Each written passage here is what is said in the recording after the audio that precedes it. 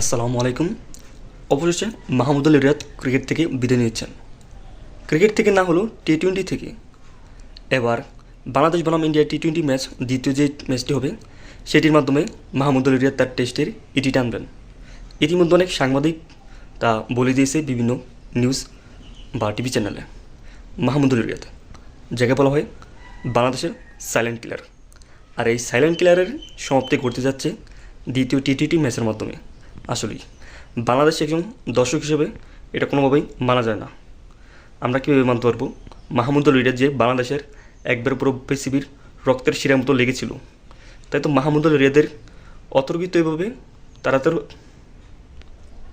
তবে যে কোনো সময় চলে যেতে হয় বিভিন্ন কাজ ছেড়ে, আর সেটি যেন করছেন মাহমুদুল রিয়াদ।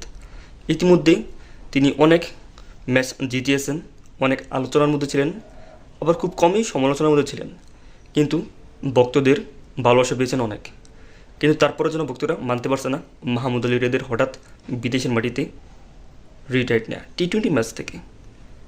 অনেক আগেই 2021 সালে টেস্ট ম্যাচ থেকেই রিটায়ার্ড নিয়ে ফেলেছেন মাহমুদুল রিয়াদ। কিন্তু এবার এই hard hitted batsman Mahmudul Riyad বয়স 38, আর এই বয়সেই একেবারে বাংলাদেশ টি-20 ম্যাচ থেকেই রিটায়ার্ড নিচ্ছেন। জিনিসটা স্বাভাবিক হলেও কোনোভাবেই মানতে পারবে না বাংলাদেশের দর্শকরা, তবে মানতে তো হবেই। বুড়োরা চলে গেলে তো জোয়ানরা ক্রিকেটের মধ্যে আসবে এবং সেটির দায়িত্ব নেবে। মঙ্গলবার বাংলাদেশ বনাম ইন্ডিয়া টি-20 ম্যাচের মাধ্যমে এর সমাপ্তি হতে চলেছে। তাহলে বাংলাদেশ কি একবারে দুর্বল হয়ে যাবে? আসলে না, বাংলাদেশ কোনোভাবে দুর্বল হবে না, কারণ যে চলে যাবে তার পরবর্তীতে অবশ্যই একজন আসবে। বিশেষ করে জাকের আলীকে বলা হচ্ছে বাংলাদেশের দ্বিতীয় সাইলেন্ট কিলার মাহমুদুল রিয়াদ। হ্যাঁ, হয়তোবা আগের ম্যাচের মধ্যে জাকের আলী ওইরকম কিছু করতে পারেনি, আউট হয়ে গেছে, কিন্তু জাকের আলী এবং রিশাদ হোসেন এই দুজনকে বলা হচ্ছে বাংলাদেশের দ্বিতীয় মাহমুদুল রিয়াদ। আশা করি তারা দুজন মিলে পরবর্তী টি-20 ম্যাচের মধ্যে খুব ভালো করবে। মাহমুদুল রিয়াদের যেই জায়গাটা এটা ভবিষ্যতে পূরণ করবে এই বাংলাদেশের দুজন ব্যাটসম্যান।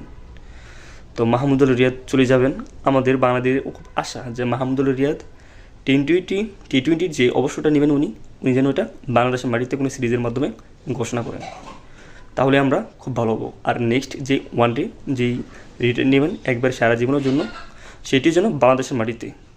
ইতিমধ্যে বাংলাদেশের পঞ্চতাণ্ডবের মধ্যে একজন হচ্ছে মাহমুদুল রিয়াদ। 4 জন তো প্রায় চলে যেতেছিল, এর মধ্যে থেকে প্রায় একজন একবারের জন্য চলে গেছে, মাশরাফি। এরপর রয়েছিলেন মুশফিক, তিনিও কয়েকটা সেকশন থেকে রিটায়ার নিয়েছেন। এরপর রয়েছে গিয়ে সাকিব আল হাসান, মাহমুদুল রিয়াদ, আরও অনেকে আছে পঞ্চতাণ্ডবের বাইরে, ওনারা এক এক করে রিটায়ার নিচ্ছে। তো রিটায়ার তো নিতে হবেই, বেসিক একটা ভালো সময় দিকে তারপর রিটায়ার নিক। তামিম ইকবাল তো ইতিমধ্যে উনি একজন কমেন্ট্রির ধারাভাষ্যক হয়ে গেছেন, উনিও হঠাৎ করে দেখবেন যে রিটায়ার নিয়ে ফেলেছে। অলরেডি তো তামিম ইকবাল একবার রিটায়ার নিয়ে ফেলছেনই, তবে এবার হঠাৎ করে দেখবেন তামিম ইকবালও রিটায়ার নিয়ে ফেলেছে। তবে আমরা মাহমুদুল রিয়াদ, সাকিব আল হাসান, তামিম ইকবাল এবং মুশফিক প্রতিটি পঞ্চতাণ্ডবের সদস্য যেন বাংলাদেশে এসে রিটায়ার নেয়, এরই আমি একজন বাংলাদেশ ক্রিকেট এবং 18 কোটি ক্রিকেট ভক্ত চাই। তবে আমি আশা করি যে বাংলাদেশ বনাম দ্বিতীয় যেই টি-20 ম্যাচ ইন্ডিয়ার সাথে হবে ওটার মধ্যে মাহমুদুল রিয়াদ খুবই ভালো করবেন এবং ভালো একটা কিছু করবেন, যাতে যেহেতু তিনি রিটায়ার নিচ্ছেন ভবিষ্যতে জন্য তার এই লাস্ট এই ম্যাচের মাধ্যমে সবাই বলতে পারে যে মাহমুদুল রিয়াদ একজন ব্যাটসম্যান ছিলেন। আর যদি সাকিব আল হাসানের মতন ইন্ডিয়ার সাথে 0 রান আউট হয়ে যায়, তাহলে এটা হবে মাহমুদুল রিয়াদের জন্য একবার লজ্জাজনক একটি ম্যাচ। তবে এতটুকুই বলার ছিল যে মাহমুদুল রিয়াদ ইন্ডিয়ার সাথে দ্বিতীয় টি-20 ম্যাচের মধ্যে তিনি রিটায়ার নিচ্ছেন।